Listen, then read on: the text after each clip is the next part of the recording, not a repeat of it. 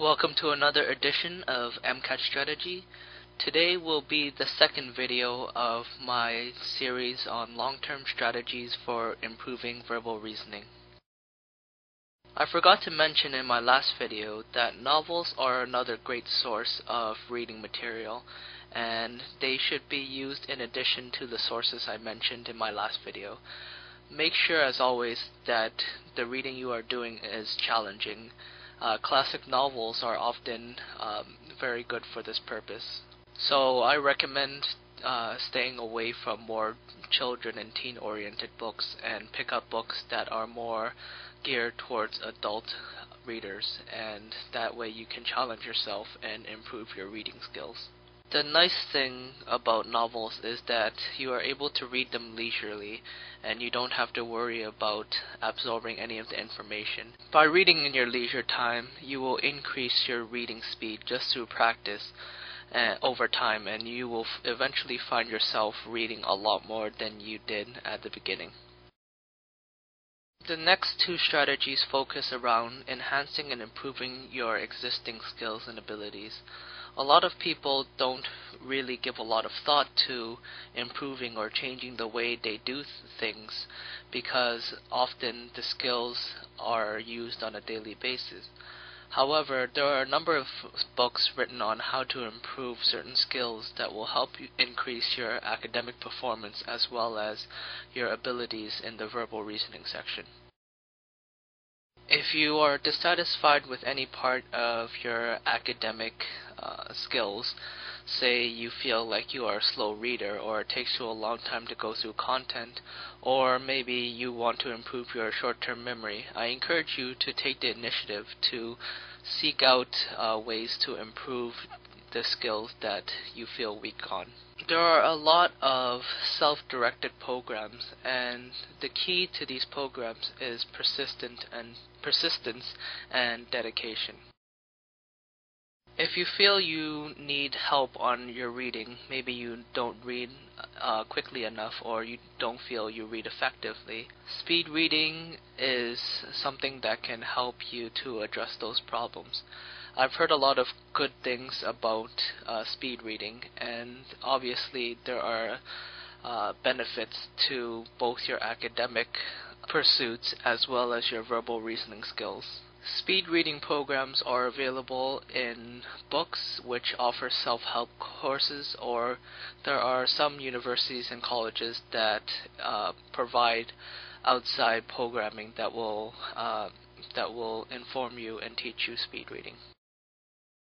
Amazon is the biggest online bookstore, so that's a great place to start if you're looking for books on speed reading. The category of books you are looking for is reading skills, and I've included a link in the sidebar of the most popular speed reading books. Again, reading is one of those things that not a lot of people think about improving, but I have used speed reading programs, and I've heard other people say good things about taking the programs because they help you to become an overall better student. In neuroscience, the term neuroplasticity means that your brain is able to change over time. That means that you can train your brain in order to become better at certain tasks. A lot of doing well in academics and on the MCAT is having a good working and short-term memory. And again, there are a lot of books written on enhancing memory, and if you do memory enhancing exercises every day or regularly, then you will find yourself getting better. Short-term and working memory are important because you need to be able to absorb the passage information quickly in order to be able to use it effectively on the questions. The category of books you will be looking for on Amazon is memory improvement, and I've again included a link in the sidebar to the best-selling memory books out there. Working memory is the memory you use when you are holding something in your mind, and memory exercises will also enhance the capacity of your working memory. Increasing both working and short-term memory will help to address the problem of looking back to the passage too often, which is a burden on time. A lot of people tend to read the passage, and when it comes to a question, they are not able to recall where they read it in the passage, and that is a big problem. So working on your memory will help you to absorb the passage information and make it more easily accessible to you. One method to help you stay dedicated and stay consistent during the year is to buy a personal planner with dates in it and keep a logbook of how much you read every day.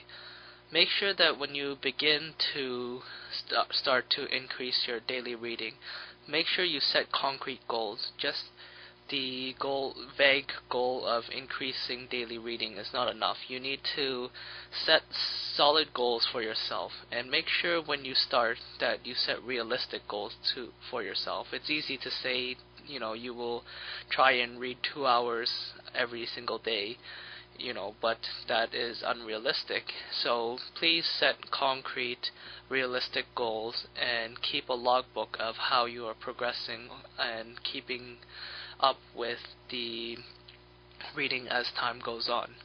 I find that keeping a logbook every single day is very helpful because it does help you to keep track and keeps you honest with yourself, and that is why the logbook recording your results and your work is a commonly used practice in dieting and fitness.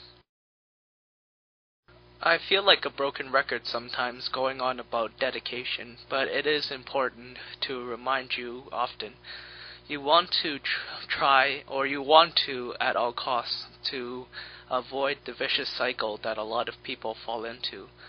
Most people get a disappointing verbal reasoning score, and then they forget about the MCAT for 8 months, saying they will try again next summer. But during those 8 months, they don't think about the MCAT, and they don't try to improve their skills over time. They just do the same thing that they did last time. They go back and they try again next summer without having put in the time during the year, and a lot of the times, and most of the time, they will fall again, and then the cycle repeats itself, and it is up to you whether or not you want to break that cycle. There's the old saying that nothing worthwhile is ever easy, and the MCAT is the same thing. If you really, really want to pass it in order to pursue your dream, then you will need to put in the time, and you will need to stay focused and stay dedicated and keep your eye on the ball in order to get past this hurdle. That's all for this episode. Any suggestions, comments, or discussion is welcomed, and I will do my best to reply to any comments left. As always, please rate, comment, and subscribe. Until next time, keep on practicing. This is MCAT Strategy, logging off.